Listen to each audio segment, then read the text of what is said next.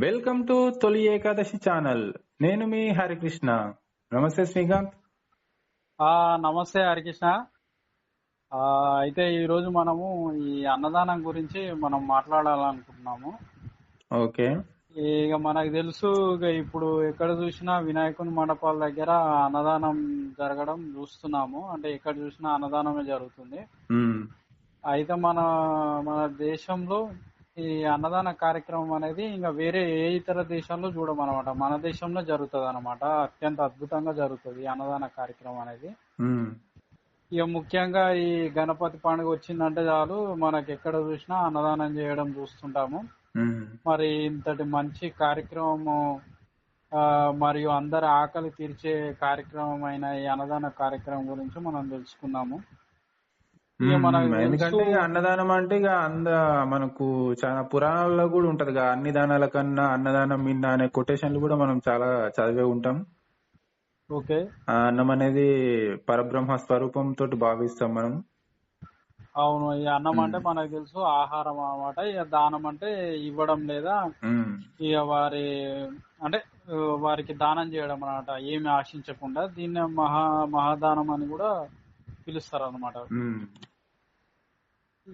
అయితే అన్నం అనేది లేకపోతే ఏ జీవి బ్రతకలేదు. అందుకే అన్నం పరబ్రహ్మ స్వరూపము అని అంటాం అనమాట మనం. అవునవును. ఇప్పుడు అందరూ ఏంటంటే ఈ భూదానము, గోదానము, డబ్బు దానం అవన్నీ చేస్తూ ఉంటారు, కానీ అది ఓన్లీ ధనవంతులే చేయగలుగుతారు. అదే అన్నదానం అయితే ఎవరైనా చేయగలుగుతారు అనమాట. అవునవును. అయితే ఈ మన పురాణాల ప్రకారం ఏంటంటే మన కడుపు లేదా ఉదరం అంటాం కదా, మన పొట్ట ఉంటది కదా, దీన్ని అగ్నికుండతో పోలుస్తారు అన్నమాట. ఓకే. ఎందుకంటే ఈ అగ్ని అనేది మన కడుపులో ఉంటది.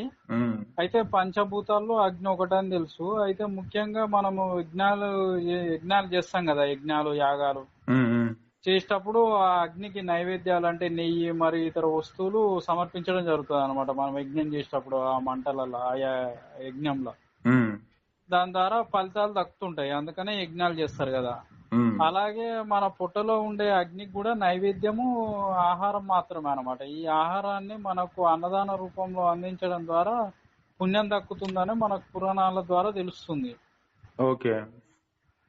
అలాగే ఈ భూమి మీద అన్ని జీవులకు అంటే మానవులతో సహా ప్రాథమిక కావాల్సింది ఆహారమే కాబట్టి, అంటే అన్నమే కావాలా. అందువల్ల ఈ ప్రాథమిక అవసరమైన అన్నంను దానం చేయడం అంటే ఇంకా వేరే దానాలు చేసినా కూడా దక్కని ఫలితం ఈ అన్నదానం చేస్తే దక్కుతుంది అనమాట మనకు.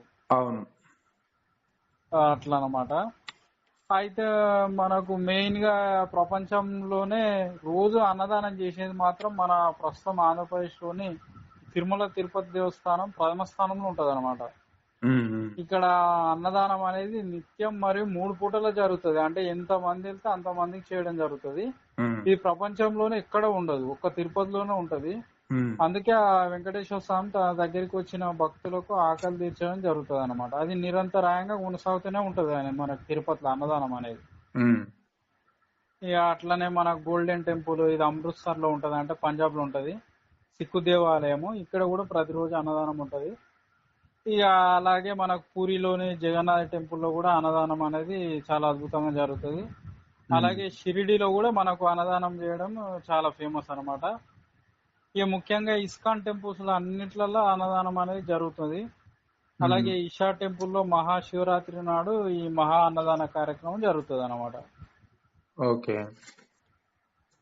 అంటే ముఖ్యంగా ఏంటంటే ఇప్పుడు ఎవరైనా ఇప్పుడు ఈ బర్త్డేలకు గానీ, మ్యారేజ్ డేలకు గానీ, పిల్లల బర్త్డేలకు గానీ ఇట్లా వాళ్ళు ఏంటంటే కొంచెం అన్నదానం అనేది ఇంపార్టెంట్ ఇస్తుంటారు అనమాట. ఇప్పుడు దేవాలయాలలో కూడా వీళ్ళు ఏంటంటే ఆ అన్నదానం కోసం కొన్ని చందాలు రాయడం జరుగుతుంది. వాళ్ళ పేరు మీద అన్నం దానం చేస్తున్నారు కాబట్టి అట్లా కొంతమంది అట్లా అందులో పార్టిసిపేట్ చేయడం జరుగుతుంది.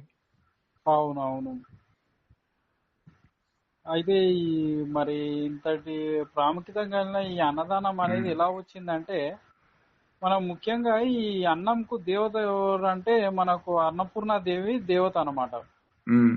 ఈ అన్నపూర్ణాదేవి మనకు ఈ అన్నంను ప్రసాదించడం జరుగుతుంది.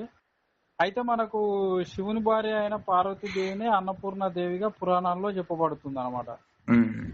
అయితే ఈ అన్నపూర్ణాదేవి మనకు ఆహారాన్ని ఇస్తుంది. అయితే పురాణాల ప్రకారం ఏమైతదంటే ఒకనాడు శివుడికి మరియు పార్వతీదేవికి మధ్య వాగ్వాదం జరుగుతుంది అనమాట.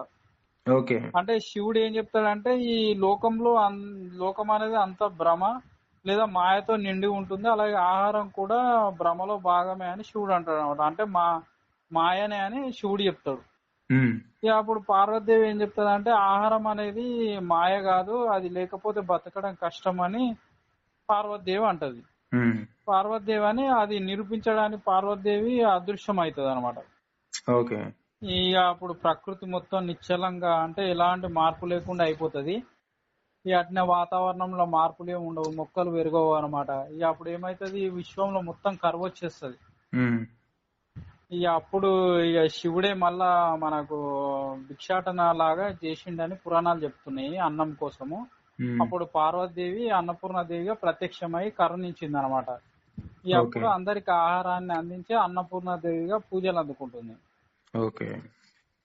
అయితే ఈ అన్నపూర్ణ దేవాలయం మన కర్ణాటకలోని హోరనాడ్లో ఉంది. ఉమ్, ఇది చిక్కమగళూరు నుండి 100 కిలోమీటర్ల దూరంలో ఉంటుంది. ఓకే. ఈ గుడి పశ్చిమ కనుమల్లో దట్టమైన అడవి ప్రాంతంలో మంచి ఆహ్లాదకరమైన వాతావరణంలో ఉంటుంది అనమాట ఈ అన్నపూర్ణ దేవాలయం. ఉమ్, ఇక ఈ దేవాలయం పక్కన భద్రా నది ప్రవహిస్తుంది అనమాట.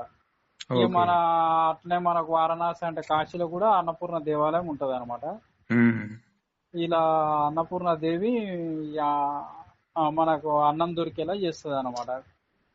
కాబట్టి ఓకే. ఈనాడు ప్రతి పండుగలోనూ ఈ అన్నదానం అనేది ప్రాముఖ్యత సంతరించుకుంది. ముఖ్యంగా వినాయక చవితి, దుర్గా నవరాత్రులు, దుర్గా శ్రీరామనవమి, నవరాత్రులు. ఓకే.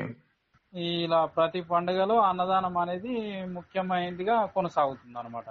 అవును. ఇప్పుడు అలాగే కొంచెం సెలబ్రిటీలు, రాజకీయ నాయకులు ఉంటే వాళ్ళ బర్త్డేలకు కూడా ఈ అన్నదానాలు కూడా చేయడం జరుగుతది. రాజకీయ నాయకులు అవునవును. గాని, సినిమా సెలబ్రిటీలు గాని ఉంటే వాళ్ళ పేర్లకు వాళ్ళ అభిమానులు ఉంటారు కదా, ఫ్యాన్స్. వాళ్ళు ఈ అవునవునవును. అన్నదాన కార్యక్రమాలు అనేవి కూడా నిర్వహించడం జరుగుతది.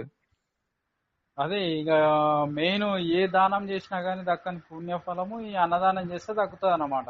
ఉమ్, ఈ అట్లా అందుకనే మనకు రీసెంట్ గా మనము ఇది మన అంబానీ ఇంట్లో కూడా వాళ్ళు చాలా అన్నదానాలు చేసిరు అనమాట పెళ్లికి ముందు వాళ్ళు. ఉమ్, ఉమ్. అట్లా అనమాట. ఈ ఈ విధంగా అయితే మనము ఈ అన్నదానం కార్యక్రమం గురించి మనము చెప్పొచ్చు. ఓకే.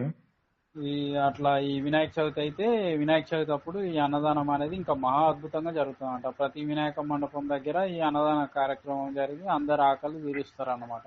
ఉమ్. ఇది మన భారతదేశం యొక్క గొప్ప సంస్కృతి ఇది.